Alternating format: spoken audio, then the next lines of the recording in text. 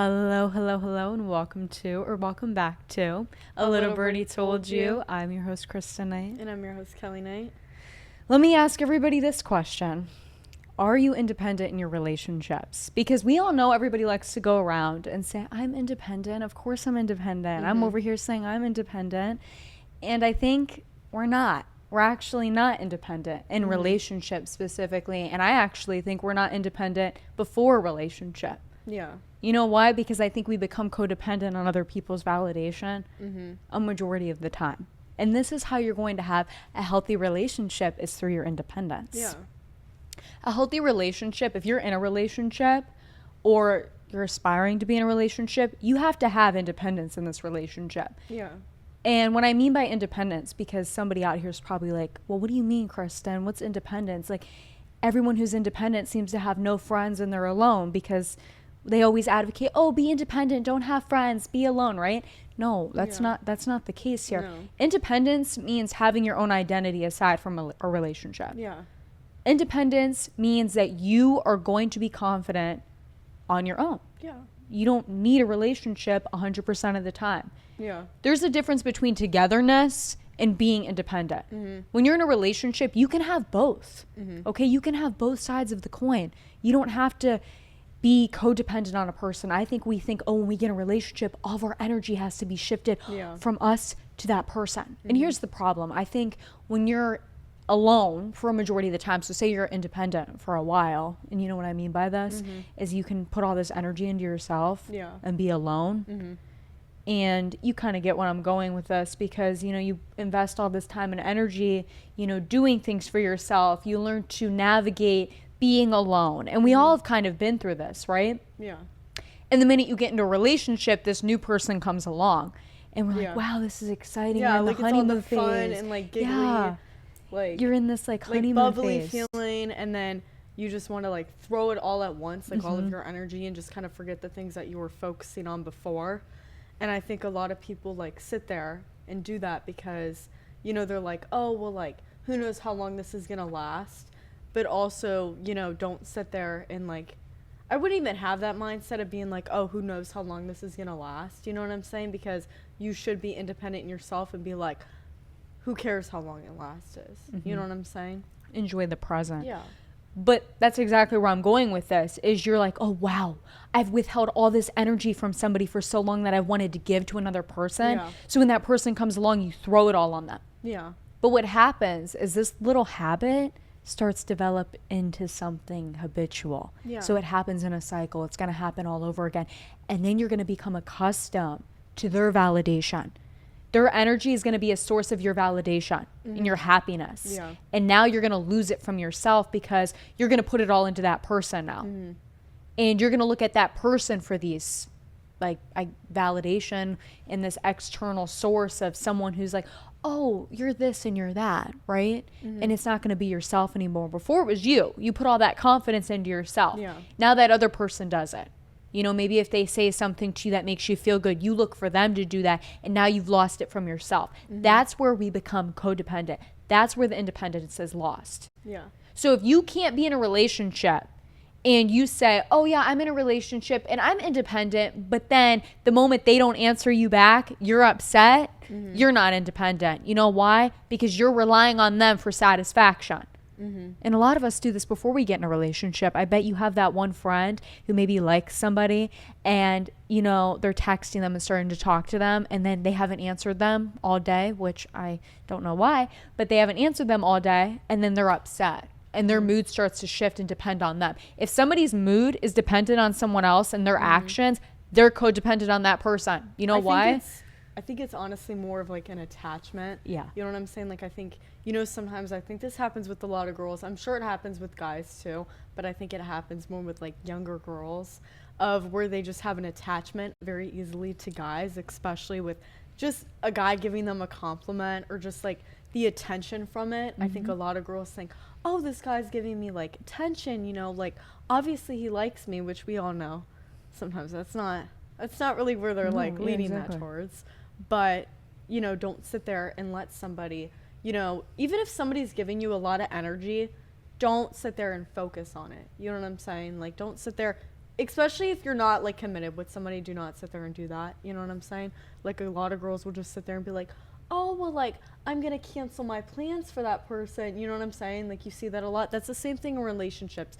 I wouldn't sit there and cancel your plans. You know what I'm saying? Like, a lot of people sit there and they let go of their friends when they get in a relationship, and it's not healthy. I think we all know that. Like, and sometimes it does happen. I will say, like, in a relationship, you're going to have little bumps in the road. Like, I'm not saying everything's going to be perfect. You know what I'm saying? Especially maybe if you're somebody that just doesn't have a lot of friends. But, you know, make sure to balance it out. I wouldn't sit there and give somebody your full, you know, and I'm not saying, oh, don't talk to them the whole day. You know what I'm saying? But like sit there and, you know, like actually like have plans with like, you know, not just them. That's exactly why though, is the attachment. Yeah. You get this attachment. Yeah. Because when you have attachment to somebody, your focus is only on them. It's not on yourself. It's not on the other people around you. And I'm not just saying, oh yeah, friends, but family too. You know what I'm saying? Because just in a relationship, you shouldn't just be like, as well as just like your goals too. You know what I'm saying? Somebody should be supporting their goals, your goals and their goals in a relationship. And if you're not, you're somebody that's very judgmental, then, I mean, you shouldn't be like that. You know what I'm saying? Like, you can have your own opinion, but don't sit there and like, I wouldn't even honestly say really much of your opinion if you're going to be a very judgmental person, because then they're going to be like, oh, are you going to leave me if I make this decision to do this, you know, career or just like maybe college, something like that. Don't sit there and do that. You know what I'm saying? If you find yourself previous, before relationship entirely, you're somebody who tends to base your mood on another person or other people, even if it's friends, that means you haven't put enough energy into yourself. Yeah, I think you need to sit there and actually like we all like to say, you need to love yourself before you love others. But that's very true. Like, even sometimes you notice maybe you have a lot of friends and you sit there and you see that you put a lot more energy and focus on them than your own self. And honestly, you're tearing yourself apart and not actually like focusing on yourself because you're focusing on them. These individuals that go out here and they claim, oh, when that person gives me attention, I'm automatically drawn to them. That means you haven't prioritized yourself enough, because someone else has to give you attention for you to realize your worth. That's when we know I haven't put enough energy into myself. I need to back it up. I'm not ready for a relationship, because you haven't put enough energy into yourself. And you know what the problem is? You go into a relationship like that, you didn't prioritize your goals, your career, your life, anything, and you go into that relationship and now you're dependent on them.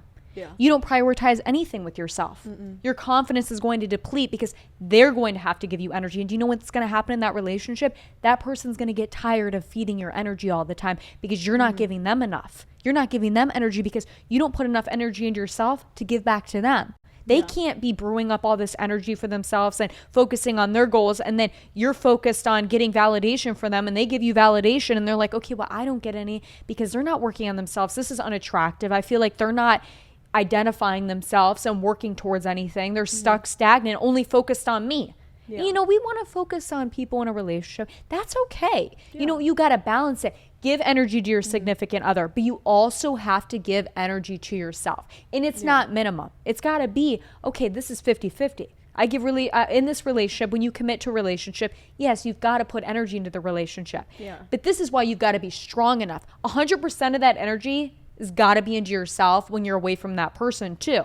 You know what I mean? You've got to have a self-identity. You've got to have plans. You've got to have friends. You've got to have these things that you're involved in that person's not involved in. That's a healthy balance. Because when you're together, there's going to be so much more interesting things to talk about and converse about when you've got your own things going on that they don't know. All those interests that you had when you first met that person, and then all of a sudden they're gone because you're like, oh, wow, I actually gave up all of this because I wanted to spend time with them. Instead of spending time with your friends, you said, oh, I'm going to actually hang out with them. But then that turned into a repeated cycle, right? You said, oh, no to your friends over that person. All your friends are like, well, we're not going to invite her to hang out anymore because every time we invite her to hang out, she wants to hang out with her boyfriend or she wants to do this and she doesn't want to hang out with us. They're hanging out together. So they stopped inviting you out. Now you don't have any friends. Then you stopped doing the things that you were passionate about because you wanted to have time saved for that person.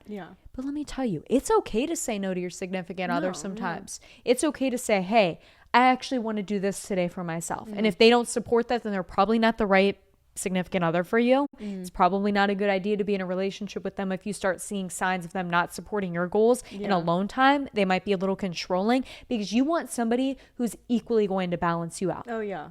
You want somebody where you can tell them, hey, you go do your thing. Go hang out with your friends, or go enjoy that hobby that you enjoy so much. And I'm going to go do mine, and be supportive, because that makes somebody feel that you're comforting and you're encouraging them towards their goals. Yeah. That's a healthy relationship. Not somebody who's going to withhold you. No, you have to hang out with me today. I don't have anything going on. That's basically like what you're saying to them. You're being desperate. Yeah. You're giving them your all and not giving anything to yourself. That's not healthy. Yeah. We need ourselves at the end of the day. As we were saying, don't focus on the future of the relationship so much. You know, just focus like in the moment. Yeah. Like, I think a lot of people like just sit there and like, I'll be honest, I'm somebody that like always is overthinking about the future and what's going to happen. And you can't sit there and overthink, or just like, I wouldn't say like, honestly, just overthink about it in general, because you have a certain amount of control of it, but you can't sit there and like destroy, or like, you know, not focus on the things you need to be focusing on, because you're focusing on things that you can't control. And I think a lot of us do that. Well, you can't control the future of a relationship, but you can control the effort and energy you give to yourself. Yeah, like change your actions. If you feel like maybe you're relating to some of this, you know, take it and use it. Don't sit there and like let it go out 1 year. Like, yeah. And what's crucial about this is not knowing the future of the relationship. You don't know what those intentions are of that person. Yeah. You don't know if one day they're going to say, oh, this relationship isn't working out for me. So this is what could happen to you, is you could give them all your energy and be invested in them, right? And seeking all this acceptance from them. And then one day they decide to leave you. Yeah. Maybe it's because of that. Maybe because they want somebody who's independent and has things going on for them. And I don't mean be sole independent where you don't give them anything. Obviously, that's not going to work out. Like, you've got to give them something. Has to be 50-50. It's got to be balanced. And what I mean by balance is you're like, oh, I set boundaries. Like, I don't always prioritize everything with them. Of course, I want to spend time with them.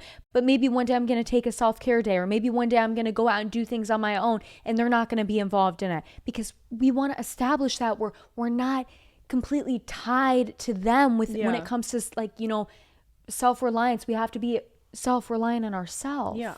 We have to be content with ourselves and be content with being alone. But they can end up leaving you, and you look to them for the acceptance and validation. And when they leave you, you don't have that anymore now. Now it's up to you to figure that out.